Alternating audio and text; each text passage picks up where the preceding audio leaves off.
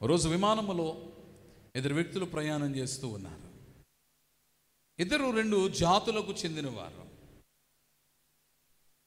ఇద్దరు వేరువేరు చర్మ రంగును కలిగిన వారు. వీరిలో ఒకరు సంపన్న దేశం నుండి వచ్చిన వారు, మరొకరు పేద దేశం నుండి వచ్చిన వారు. ఇందులో ఒకరు అధికారము కలిగిన వారు, ఇందులో ఒకరు అనగదొరక్కబడిన వారు. అయితే ఈ సంపన్న దేశం నుండి వచ్చిన ఈ వ్యక్తి తన ప్రక్కన అనగారిన దేశం నుండి వచ్చిన ఆ వ్యక్తిని చూచి వ్యంగ్యంగా ఒక ప్రశ్న అడిగింది. విమానంలో ఇద్దరు కూడా కలిసి ప్రయాణం చేస్తూ ఉంటే ఆ పక్కనున్న వ్యక్తిని చూచి, హూ ఆర్ యూ, నీవెవరవు అని అడిగింది. సాధారణంగా లోకములో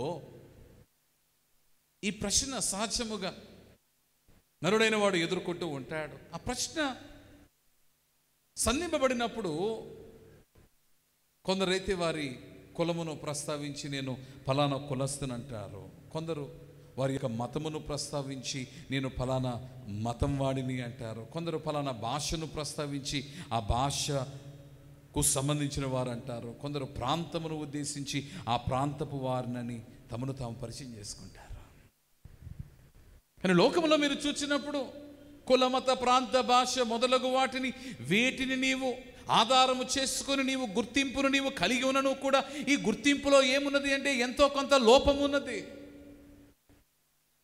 ఈ లోకము నీకు ఇచ్చే గుర్తింపు ఒకరిని ఎక్కువగాను ఒకరిని తక్కువగాను ఎంచినట్లుగా ఆ గుర్తింపు ఉండగా అనగారిన దేశమునకు చెందిన ఈమె ఆలోచన చేసి జవాబు ఇచ్చింది. ఆ జవాబు ఏంటో తెలుసా? I am the child of most high God. నేను సర్వోన్నతుడైన దేవుని కుమార్తెనై ఉన్నాను. I'm the child of most high God. నేను సర్వోన్నతుడైన దేవుని కుమార్తెనై ఉన్నాను అనంది. Sealed by the blood of my saviour Christ Jesus. నా రక్షకుడైన క్రీస్తు యేసు రక్తము చేత ముద్రింపబడిన దానిని సాక్ష్యం ఇచ్చింది. ఈరోజు నా గుర్తింపు ఎక్కడ ఉంది అంటే నా గుర్తింపు సిలువ వేయబడిన క్రీస్తుతో ఉంది, నిన్ను నన్ను రక్షించుకున్న మన దేవునితో ఉంది.